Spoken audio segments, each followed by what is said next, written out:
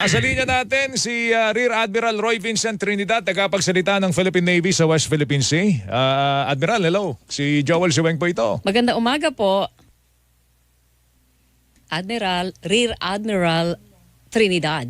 Roy Vincent Trinidad. Sir? Kahapon kasi dapat makakausap natin si Rear Admiral Trinidad. Kaya lang alam natin na masyadong abala itong mamang ito. At alas stress na raw ng madaling araw na kauwi. No? Okay, sige. Alamin natin makakapuso. Yung pinakabagong monitoring po sa West Philippine Sea. Tsaka yung multilateral patawag dito, patrol na gagawin nila. Joint Sasabay patrol. na, no? Oo. Yung ating paghahatid ng ating resupply mission, yung po sa BRP Sierra Madre. Correct. Sige. Tsaka maganda yan, Joel, recently nagkaroon ng joint passing exercise ang Pilipinas at saka Amerika.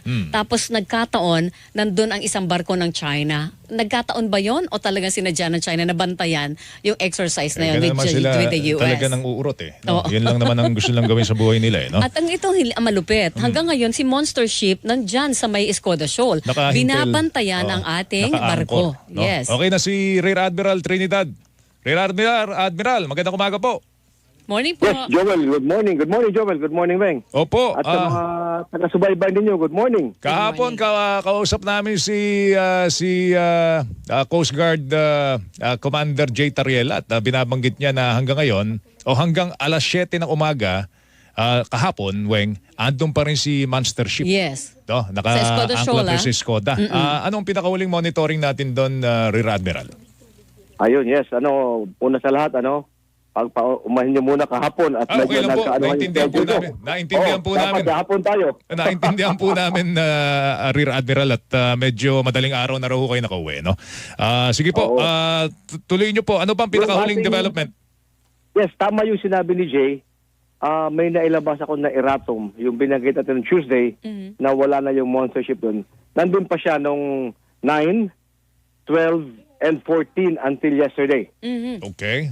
So paalis-alis at nakikita doon, nahahagip natin at umaalis yung pinakamalaking Coast Guard ship ng Chinese Coast Guard. Continuous ba yung ating radio challenge sa kanila? Yes, ang nagcha-challenge sa atin ay yung ating mga monitoring stations at mga barko natin in the area. At pag may aeroplano tayo, paminsan-minsan, pag nakikita, china-challenge natin sila. Gaano po kalayo ang distansya ng Monster Ship doon sa ating barko dyan sa Escoda Shoal? Nagva-vary yan, Weng, Pag naka-angkla sila ng ating barko, minsan from 5 to 8 miles ang distansya niyan. Ang ating barko from Sabina Shoal usually would be from 3 to 5 miles at sila naman from 3 to 5 miles din sa kabilang side. Masyado malapit ba yun, Rear Admiral Trinidad? Hindi naman.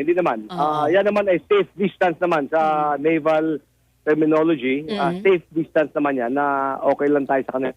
Walang risk, walang threat. Ano pong naobserbahan ninyong aktibidad ng Monster Ship dyan sa Escoda Shoal? Kasi kung ngayon ay tatambay na dyan ng matagalan, kaya ba nilang parang mag-alab BRP Sierra Madre na nandyan lang sila for the long haul, andyan ang kanilang tauhan pero walang resupply mission, wala ding rotation ng tauhan? Yeah. Ang mas nakakaalam sa mga detailed activities nila ay yung barko ng Coast Guard na nagbabantayan sila doon. Ang ating naman doon, ang ating presensya is to ensure na yung pile up ng crashed corals reported a few months back ay hindi man-made or kung man-made man ay hindi na mauulit. Okay. Kaya ang dinadahilan po ng China kaya nagmamantuman po sila doon ay baka daw tayo po magtayo daw ng stasyon diyan sa Escoda, pero or parang gayahin natin yung BRP Sierra Madre. Pero we have all the right to do that. Weng, pero sila tayo mamantuman na rin po tayo, Jaworski na rin po tayo diyan, Rear Admiral, hindi na ba tayo aalis diyan? Baka kasi tayo malusutan naman itong mga to. Hindi aalis sapagkat yung ating mga barko, whether Navy, Coast Guard or BIFAR, ay may mga operational tempo na minsan kailangan bumalik sapagkat mag-refuel o bibili ng provisions. O yung mga crew may bababa, may aakyat. Pero mas matagal at mas madalas ang ating presensya doon sa Escoda or sa Sabina Shoal. Mahirap pong baka malingat ka lang eh. Oo, baka pwede, safe pa ba na tanggalin natin yung barko natin dyan sa Escoda Shoal, sir? Ano yun, Reng? Pakiulit, Reng. Safe pa po ba na magtanggal tayo ng barko dyan sa Escoda Shoal? Yeah, ano naman, yung Coast Guard naman, every now and then, pag nire-rotate nila yan, they ensure na may kapalit na May Coast Guard kapalit. vessel. Yun. Oo, Dapat oo. ganon. Ano, O yung Navy naman ay nandoon. Okay, meron na bang rekomendasyon? I understand may recommendation po ang Department of National Defense doon po sa susunod nating resupply mission. Pero ito ba'y aprobado na? Yung pong gagawing multilateral maritime cooperative activity. Sasabay daw po yung resupply mission po doon. Hindi pa naman yan hindi yan approved. It's just one of the many options being considered, and ang final approval naman ay nasa taas. So ito'y so- recommendation pa rin. Yeah, alam mo naman tayo sa military, we look at all possible contingencies. We make the appropriate recommendations kung ano ma-approve doon. Yun ang i-execute natin. Yun. Yes, sir, doon naman sa Lubang Island, doon sa nangyari na sabi nga ni Powell, intrusive patrol ng barko ng China. Ilang araw din yun, Joel, Hindi sila na tumakbo invited, doon. di ba? Hindi naman sila invited. Ba't Pero nandun sila? pumasok sila sa sa mismong napakalapit na sa natin, mismong loob na ng teritoryo natin, sir. Sila ay, ang pinakamalapit na monitor natin was 38 or almost 40 nautical miles Oh. from Lubang. Lubang is around less than 20 miles from mainland Luzon. So that will put them approximately within 60 nautical miles from mainland Luzon. Na ito naman ay at the excluded economic zone, and the ships are authorized to pass within the EEZ under freedom of navigation. So yung punto Sila ng ba'y- pagdaan nila doon, dumadaan lang? ano yun? O tumatambay? Innocent passage pa rin ba yun? Wala silang na-violate doon? O do you agree with Powell na intrusive patrolling yun? Hindi siya bawal sapagkat under UNCLOS, they could go through the exclusive economic zone of a coastal state under freedom of navigation.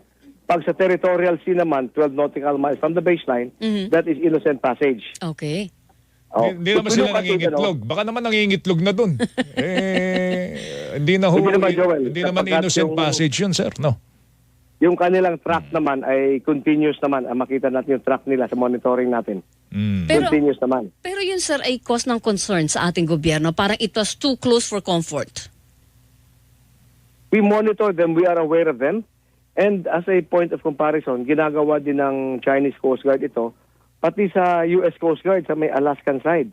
Ginagawa din sa Korea at sa Japan. So these are actions of China which are not only isolated to us, and internationally, they seem to not to respect so much international law or UNCLOS for this particular case. Oo, kahit saan yata sila magpunta, no? Parang binabaliwala lahat. Okay. Meron na ba tayong plano tungkol sa susunod na resupply mission po natin? Yes, we are in close contact with Western Command.